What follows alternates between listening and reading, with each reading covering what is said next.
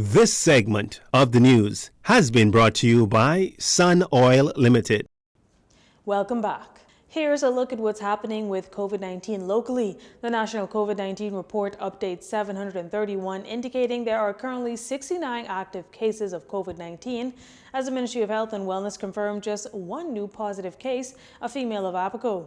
150 RT-PCR tests were completed on Sunday, March 27th, resulting in this single positive case. Hospitalizations have decreased to 8, 7 moderately ill, 1 person receiving treatment in intensive care. The death toll remains unchanged and it stands at 788. 6 people were reported recovered from the virus on Sunday. For the first time in the company's more than 30-year history, Blue Lagoon Island, home of Dolphin Encounters, introduced its first all-female boat crew that impressed visitors and is sure to encourage more females in the country to enter the industry. In this next report, Jcn Saunders tells us more about the female skippers from the Blue Lagoon. The Blue Lagoon Island is a much sought-after getaway by many Bahamians and visitors alike. And this summer, when you take that fun trip to the island, be sure to look out for Blue Lagoon's first all-female boat crew led by Captain Jonice Marshall and a first mate, Jasmine Lord. After 30 years of operations, Blue Lagoon Island welcomed the all-female crew just days after celebrating International Women's Day. Jessica Robertson, head of public relations at Blue Lagoon Island, told us how the historic moment came to be. We've actually had a female captain in the past, but this was the first time that we've had an all-female crew, which made it really special on that day. And Captain Jonice, she recently joined the company. Jasmine Lord, who's the first mate, she's been with us for about 3 years. So it just kind of happened that it was the first time they were scheduled to work together. We do have one other female first mate, Cherise. The boat they were on didn't require 2 first mates, but they're certainly looking forward to the day they're on one of the bigger boats and the 3 of them can work together. According to Ms. Robertson, Captain Marshall and First Mate Lord created quite a scene as many of the visiting tourists were amazed and thrilled to learn of the all-female crew and asked to take photos with them. I saw them at the end of the day, and they said throughout the day people were taking notice and thought that this was something very special and unique, and that it's something to celebrate. Captain Marshall enjoyed the attention, but says it is bittersweet that in 2022 we are still in a place that an all-female boat crew is unusual. But she and Lord are happy to break that glass ceiling here in the Bahamas. Echoing the sentiments of Captain Marshall, who was at sea at the time of the interview, Ms. Robertson says other females motivated by Captain Marshall and First Mate Lord should definitely pursue careers in boating. Absolutely, go for it. There's nothing we can't do.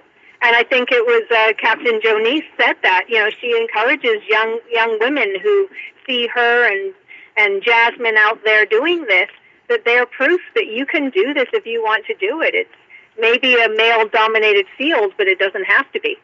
Captain Marshall's father is also a master boat captain, and while she's worked as a captain for 11 years and holds her Class B captain's license, she only recently joined the Blue Lagoon Company. First Mate Lord has worked with the company for 3 years now. Before that, she worked on mail boats out of Potters Key and gained international experience with a shipping company sailing around South America. Both women have their eyes set on taking charge of some of the larger vessels in the Blue Lagoon's fleet. Jcn Saunders, Jcn News. Thanks, Jcn. The 63rd E. Clement Bethel National Arts Festival is just around the corner, and officials from the Ministry of Youth, Sports and Culture are gearing up for the annual national competition for all Bahamians from young to adult. And for the second year, the festival will be held virtually, but with hopes of being face-to-face in 2023. Here's Youth, Sports and Culture Minister Mario Boleg. In the past few years, I know you would have heard reference to the orange economy and all that it stands for according to UNESCO. The orange economy, also known as the creative economy, is to bring together of sectors of economy whose main purpose is the production or reproduction, promotion, dissemination, and/or the marketing of goods, service, and activities that have cultural and artistic content inside of it. The E. Clement Bethel National Arts Festival is a platform that allows all of the aforementioned.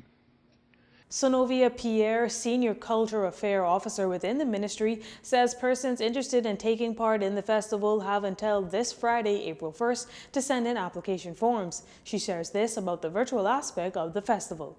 In years past, before the world was as accessible and as small as it is now, and I say that because of the digital age, the students in Grand Bahama were never able to see the students in Nago perform. And one of the things that we've been doing is live streaming, even when we are there in person.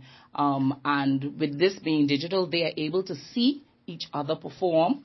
They're able to feed off of each other and realize, we're not at a disadvantage because we're in a rural island or a rural school.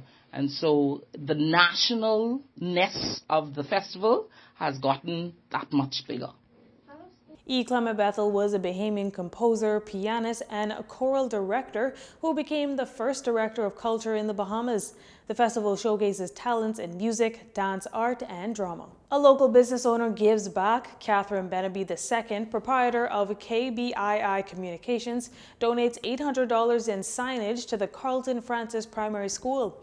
Benaby says she has always had a passion for youth mentorship and empowerment, and as part of her company's 10-year anniversary, she saw fit to give this gift to the school that gave her her first speaking opportunities. Hi, my name is Catherine Benaby II, owner of KB2 Communication, and I am elated to be here at Carlton Francis Primary today. My company is celebrating 10 years in business, KB2 Communication, and this was one of the schools 10 years ago that I was invited to speak to. And so I've been committed to youth development, growth programs, coaching throughout the years. And so I wanted to come back and give back to the school with a signed donation in their front garden.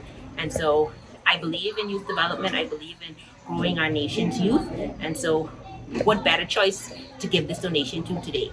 The sign donated by KBII Communications is beautifully displayed in the front garden space of the school's campus. Now, in addition to her philanthropic donation, Ms. Benaby also took time to share some words of inspiration and encouragement with the students. Karen Knowles Richardson, the school's vice principal, shares her thoughts on Benaby's initiative. Ms. Benaby and her team came and they assisted us with refurbishing a sign, so that was so nice of her company. But also today she came and she spoke to one of our classes, and she encouraged them to be focused, to make sure that they stay in tune with what it is they're supposed to do at this time, especially being children and with all sorts of disruption that they may have. But she encouraged them this morning, and I'm hoping that some of them would have listened to what she said and took heed to some of the things that she said. Now, Ms. Benaby, who is the CEO of her own communications company, says that this donation is just the first of many initiatives her company has in the pipeline. Senator Tyrell Young, Executive Chairman of the Bahamas Agriculture and Marine Science Institute, met with representatives of wholesalers, restaurants, hotels, and food store chains recently to discuss issues they face in sourcing certain food items locally. Senator Young says there is still a good deal of hesitancy to buy locally produced crops and that BAMSI is working to address this issue. In a virtual meeting, the BAMSI chairman says BAMSI wants to learn from the buyers exactly what produce they are comfortable purchasing locally and what new offerings they would like to see. There were several overarching concerns, including the quality, grading, and sizing of the products, and more variety in produce offerings, including red onions, iceberg, and romaine lettuce. There is also concern about frequent shortages with produce such as limes, plantains, lettuce, tomatoes, and cassava. Additionally, the buyers would like to see more processing of foods, such as the shedding of cabbage for coleslaw and canned goods like tomatoes and beans that the country imports a lot of. Senator Young also announced that plans are underway for the establishment of greenhouse parks throughout the country in order to provide seasonal produce year-round. BAMSI will meet with farmers in June to discuss the issues raised. Well, that does it for news this evening. Once again, I'm Tyler Simonet, and from all of us here at Jcn News, have a good evening, everyone. This segment of the news has been brought to you by Sun Oil Limited.